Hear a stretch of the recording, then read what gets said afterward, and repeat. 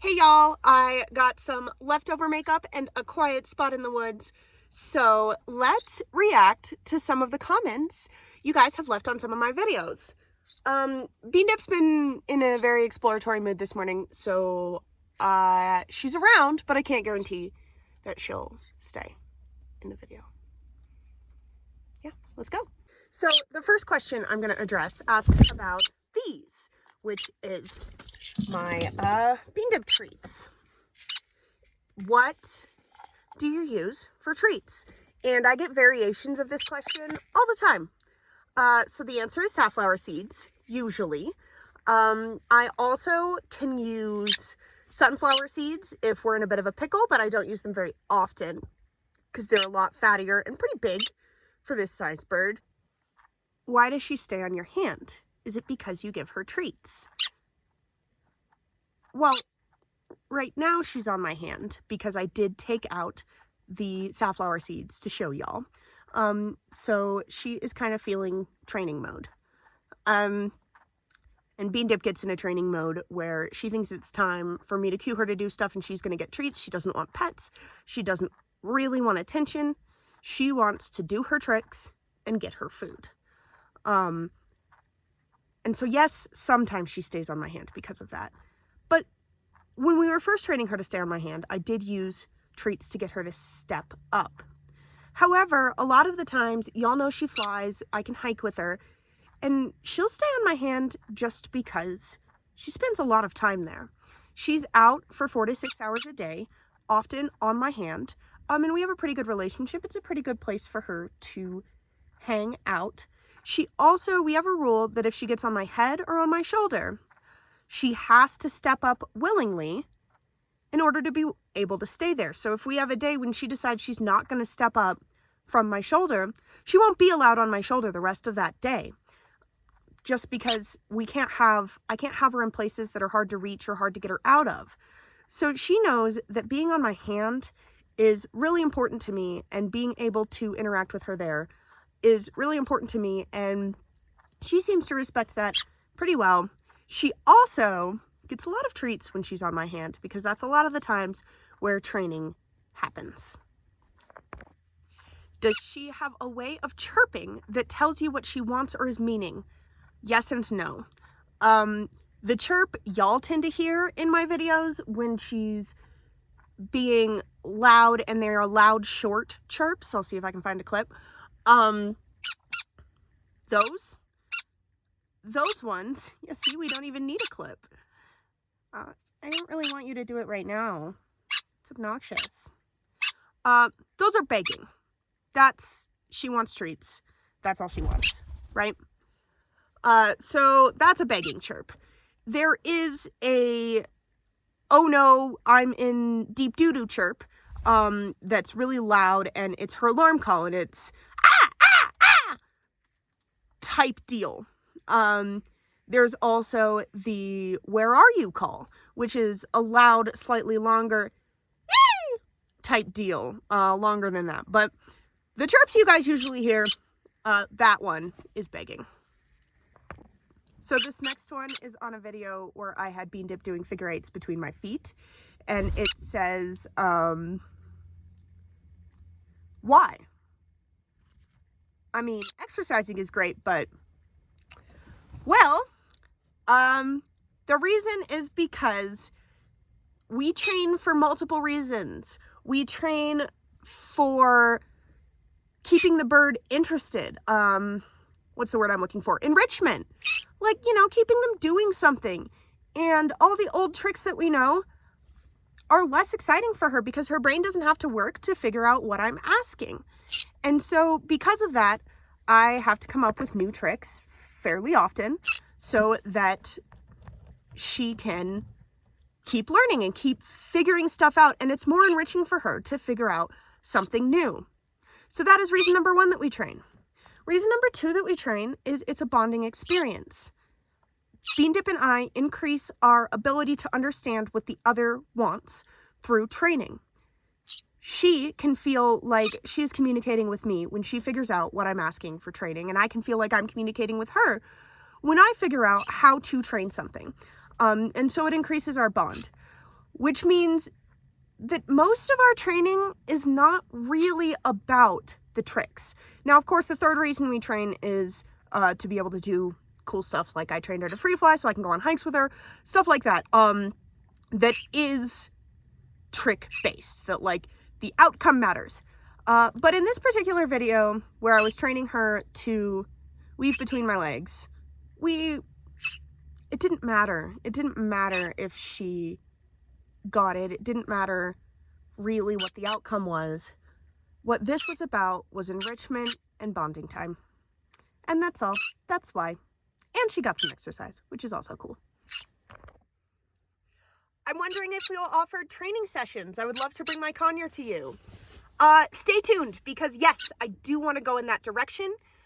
We're just not quite there yet. Okay. This one says, I've had my parakeet for 3 years now, and he doesn't like going on my hand. When I wash his water tray, though, he has no problem landing on my shoulder. So there can be a couple reasons for this, because hand tame is kind of a unique category for these birds. First of all, hands are grabby. This is the scary part of you, right? This is what you would catch something with. This is almost definitely how you would grab something to bring it to your mouth to eat. And remember, you're a predator with forward-facing eyes that your prey animal can see and has evolved to be afraid of, right? So hands are scary, and they're kind of their own thing. So there's another comment on here that suggests that what you want to do is you want to lure them onto your finger using some kind of treat. And I totally agree with this. The way that I would get them to step up in the first place and go on your hand is to use a treat, especially something like millet for especially small birds. Put your hand out just ahead if the bird is here, like just where they can barely reach it so they can just step onto it. Don't push into their belly or anything, and have them step up. We don't want to push our animals. If the bird is not interested in stepping up, or if they bite you as soon as they have stepped up, that's not really progress, because in that case, they were clearly feeling pushed. This is why we don't want to use their favorite treat for everything, because we can overextend them. It's like, oh, would you do something for $100? You as a human, right? Would you do something for $100? You might do some things that are really uncomfortable for you, that kind of leave a bad taste in your mouth for $100. Whereas for $5, you're going to stay pretty in your comfort zone. And we want our birds in their comfort zone. We don't want them getting done with a trick and feeling either duped or scared or like you overstepped their boundaries. So make sure as we're teaching them to do things like step up, we're staying within their comfort zones. And if we're experiencing any kind of back off behavior like feather puffing, biting, posturing, we're going to back right off. We don't want that kind of relationship with our bird. We want them to want to step up. The second thing I wanted to say about this is once you have them stepping up, have them hang out on your hand for lots of different reasons. BeanDip hangs out on my hand for all kinds of different tricks. You see it in a lot of my videos. And during those tricks, she gets treats. So the hand is a good place where you get treats. I also just a lot of the times will just walk around with her on my hand. She gets to see things. And usually she's allowed to leave. Like I'll walk around with her on my hand, she'll fly off and she'll come back.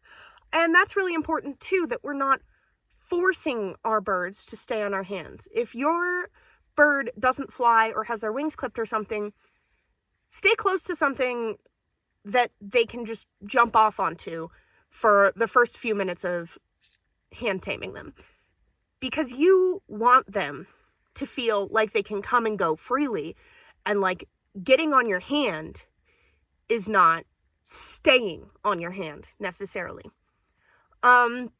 I think the last thing about this, which kind of relates to that, keeping them on your hand for a lot of different reasons, don't just use your hand to get them out of the cage and put them back in the cage. And this kind of goes with don't grab your bird. Find a way to motivate them to do the things you need them to do without force, without grabbing. And without conditioning them to feel like your hand is just the cage elevator. So if they don't want to go in their cage, they have to stay away from your hand. If they don't want to come out of their cage, they have to stay away from your hand. Don't use it like that. Leave the cage open. Let them walk themselves out and then pick them up. Leave the cage open, put food in there. Let them walk themselves back in, right? We don't want any kind of association with us as the thing that makes them do something like go back in their cage or come out of their comfy space.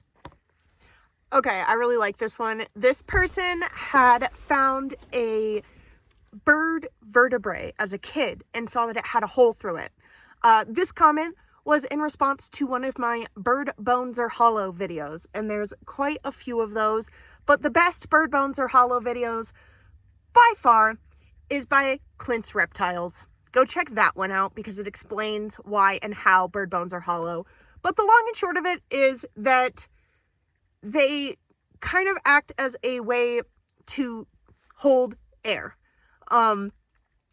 Because birds don't mix their air. So when you inhale and exhale, you're mixing your already used air with your new air. Birds don't do that. They have a one-way track. And if you shove their head underwater, but they have a complex fracture that exposes the bone, they can snorkel through it. Again, go watch the Clint's Reptiles video on that. It is the best video I've seen on bird bones are hollow. But yes, I really like this comment.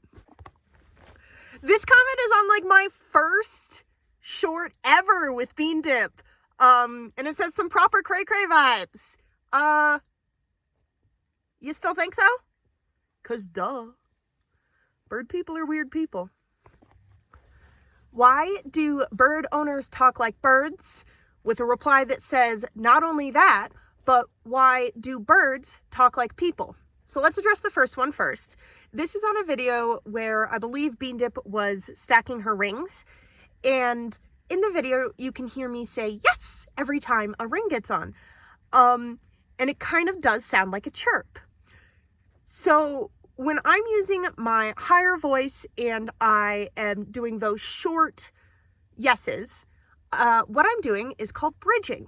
So this is also what you would do with a clicker. When you see the activity that you want to give a treat for, you're going to bridge, which is some kind of, usually it's a noise, but it's some kind of signal that tells your animal, you're doing the thing. Yes, that's what I want. And the reason you don't just immediately hand them the treat is often because by the time you get the treat out, there has been a couple seconds between when they did what you wanted and when the treat hits their face.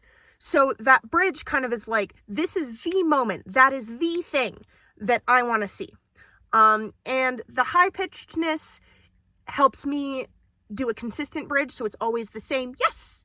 And it also, like, it's nice and short, so we can capture a snapshot of the moment they did the thing I wanted. So if you think I sound like I'm chirping, that's what it is. Why do birds talk like people? Because birds are highly social flock animals. Now, the wild ones, you rarely hear the wild flock birds trying to mimic human speech as long as they're in their flock. Because what they are doing is they're mimicking the speech pattern of the other birds in their flock. Those are their buddies, those are their friends, and that's who creates the language. Just like your family probably has some terms for different things that are maybe not what everybody calls it, right? So, like, I have a friend who has some, like, little mites on her plants, and her family calls those mites fuzzy effers. But they're actually mealyworms, right? And I was like, oh, is fuzzy effers a term? And she's like, no, that's just what my family calls it. So your family will have their own vocabulary, is my point. You are your bird's flock. You are their family. So especially the ones that talk like people, they're just getting in on your vocabulary because you're their flock and you're their family. And a lot of them have the vocal structures to be able to do it, which is super cool. BeanDip does not really talk. She tries sometimes. She's not very good. So this is one of my followers' birds named Percy doing some of the tricks that they have taught him. So we just saw Spin, and next there's Batbird, where she lures him to hang upside down. That's how I started training the flip over your finger command. And here is them training Recall. If you want me to show some of your birds' tricks, you can go ahead and send them to my Instagram at bananas_in_BeanDip. That'll be linked below in the description. But yeah, good job, Percy and trainer. This comment is from my mom, and it is over on Patreon, where I actually told my patrons that this video was coming. So if you want to have that kind of influence in my next comment video, make sure to go follow me on Patreon for only $2 a month. That is linked in the description. Okay, so she asked me about temperature, because I do often live in my car in pretty cold places. If you don't know, my actual job is in the winter as a ski instructor. So what's the ideal temperature for these birds? They like, when you're comfy, they're comfy. Let's say that. So around 75 degrees is where you want to keep them. Now, the way that I'm able to take BeanDip out in cold weather is that we're usually like right next to my car, which is often, depending on exactly how cold it is, warm. So I can just, you know, she can fly for 30 seconds outside in cold weather and then come back in my nice warm car. On that note, because I have lived in my car in some seriously cold weather, I have heaters. I use Jackery batteries, and I can recharge them. Usually I like recharge them at work. I have 2. And heaters on timers that can keep my car at 69, 70, as long as the batteries are charged, which has never been a problem for me. So that is how I keep my tropical bird warm in cold places. Would I do bird lessons in schools? I really want to do some bird training presentations for other people, especially people who own smaller birds that don't tend to get trained. I would love to do some presentations on what's possible and how I train some of the easier tricks and work with people. I would love to do that. I'm still trying to figure out the logistics. If you have a place that you would like to host something like that, please hit me up. Again, over on Instagram, you can DM me. And that's also where you would DM any videos you want me to show of your bird doing something cool. And I will include that at the end of one of my next videos. And then my mom says to sing the Dinosaur song. So thank you all so much for watching. And I will see you in the next one. And here's the Dinosaur song. Even though it's in some of my other videos. It goes, birds, birds are dinosaurs. Birds, birds are dinosaurs. If you're ready to learn more, let's learn about some dinosaurs. Oh, well, it started with the brooding of the eggs, then it moved to the feathers that allowed aerodynamic flight.